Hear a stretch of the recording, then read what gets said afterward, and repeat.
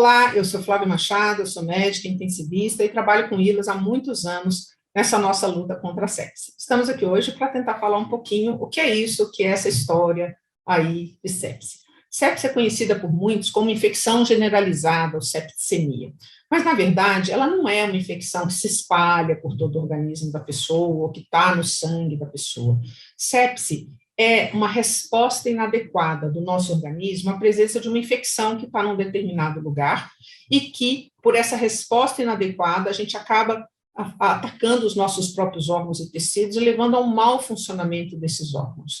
Então, o que a gente tem aqui é uma resposta inadequada à presença da infecção. Essa infecção pode ser uma infecção bacteriana, que é o mais comum, mas também pode ser uma infecção fúngica ou uma infecção viral, que é, por exemplo, o caso agora da SARS-CoV-2. A COVID, nas suas formas mais graves, tem um mau funcionamento de alguns órgãos. Portanto, não deixa de ser um quadro de sepse. Por que isso acontece? Porque nós fomos feitos para combater o agente agressor, né? Então, quando uma bactéria, um fungo, um vírus nos ataca, entra no nosso organismo, nosso sistema imune foi feito para reagir contra aquele agente infeccioso. Se a gente fizer isso de forma adequada e apropriada, a gente vai combater a infecção e vai ficar bem.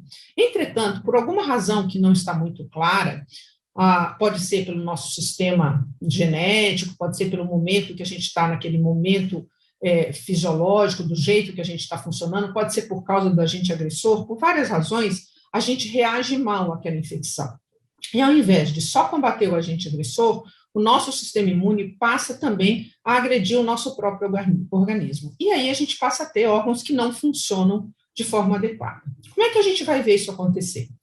A gente vai ver que, além dos sinais da infecção em si, a gente passa a ter sinais de mau funcionamento do organismo. Então, por exemplo, se eu tenho uma infecção urinária, que sintoma que eu vou ter? Vou ter dor para urinar, posso ter febre. Se eu tenho uma pneumonia, eu vou ter tosse, vou ter catarro, posso ter um pouquinho de dor para respirar, eu posso ter febre. Mas eu não tenho sinal de mau funcionamento de nenhum órgão. Se eu tenho uma resposta inadequada a essa infecção, eu passo a atacar os meus próprios sistemas e passo a ter sintomas de mau funcionamento. Então, por mais que a infecção esteja lá no meu rim, eu posso, por exemplo, ter sintomas neurológicos, de mau funcionamento do meu cérebro. Por exemplo, sonolência, posso ter agitação, posso ter confusão, posso ficar confuso, não falar coisa com coisa. Posso ter um mau funcionamento do nosso sistema circulatório, da nossa bomba, que é o coração, e que manda sangue para todos os órgãos através das nossas artérias. Esse sistema pode não funcionar direito e o paciente pode ficar com a pressão baixa. E essa pressão baixa comprometer aquele que é a razão de ser dessa circulação, que é oferecer oxigênio para todos os órgãos do nosso corpo. Então, essa pressão baixa pode fazer a pessoa sentir tontura, pode fazer a pessoa sentir muita fraqueza. Se o órgão que não está funcionando é o pulmão, por exemplo, eu posso ter a respiração difícil, posso ter a respiração muito rápida, posso ter muita falta de ar. Se o órgão que não está funcionando é o rim, eu posso ter, por exemplo, redução da quantidade da urina. Então, independente de onde a infecção estiver, o mau funcionamento dos órgãos pode se manifestar por esses sintomas que devem ser considerados pela população como sinais de alerta. Alteração do nível de consciência, quer seja com sonolência, quer seja com agitação ou confusão, diminuição da quantidade de urina, falta de ar, respiração rápida ou pressão baixa, com fadiga e tonteira. Esses sinais devem fazer com que a população procure o sistema de saúde, porque é fundamental que o diagnóstico da sepse seja feito o mais rápido possível. No sistema de saúde, é muito importante que os profissionais de saúde reconheçam também a sepse o quanto antes. É claro que o reconhecimento da sepse passa também pela presença desses sinais e sintomas. É assim que o profissional de saúde vai suspeitar de sepse. Mas, a partir desse momento, é muito importante que os dois pilares funcionem, tanto o reconhecimento precoce quanto o tratamento adequado. Na parte do reconhecimento precoce, é muito importante que o profissional de saúde comece a agir coletando exames que vão identificar também outras disfunções orgânicas, vão identificar problemas, por exemplo, do oferecimento de oxigênio aos tecidos, que é um exame chamado lactato, mas também existem exames que vão nos ajudar a saber se realmente existe infecção, quer ela seja bacteriana, fúngica ou viral. Esses exames, primeiro, nós podemos ter alguns exames que detectam a presença de inflamação no organismo. é a presença de proteína C reativa, procalcitonina, são exames que nos ajudam a identificar que o organismo está inflamado. Mas também é muito importante saber identificar qual é o agente que está provocando a infecção. Por exemplo, no caso das bactérias, nós vamos dar de início antibiótico dirigido à maioria das bactérias que pode estar provocando aquela infecção. Mas depois é muito importante saber qual é a bactéria certa que está provocando, para a gente usar um antibiótico mais dirigido para aquela bactéria específica.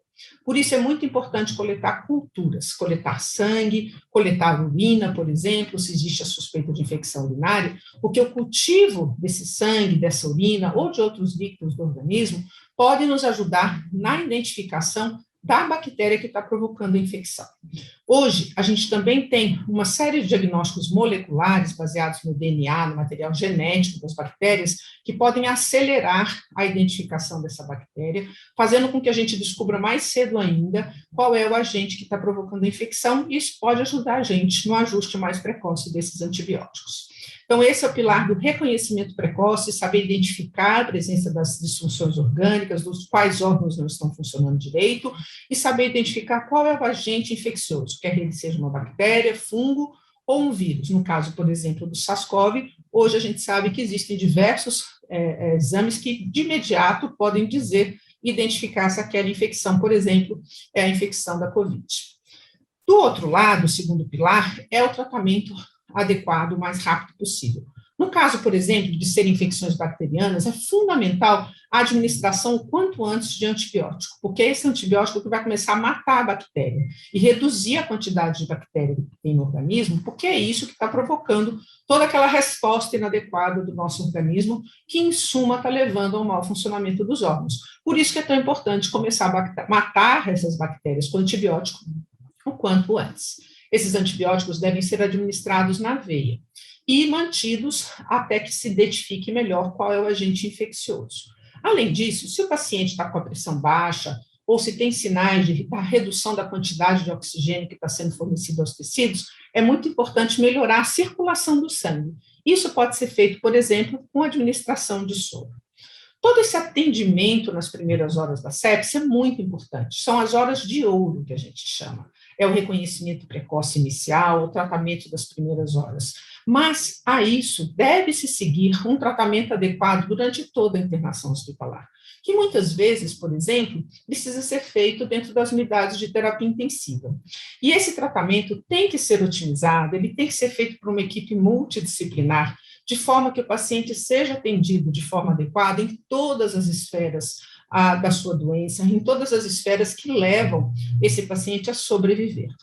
Porque é disso que nós estamos falando aqui, não é verdade? A gente quer que o nosso paciente sobreviva. Nós queremos que o nosso paciente tenha uma alta segura. E, para isso, ele precisa ser adequadamente tratado durante toda a sua internação hospitalar, para que depois ele usufrua e possa ser um candidato a todo o tratamento que é necessário após a alta hospitalar, para que ele seja devidamente reabilitado.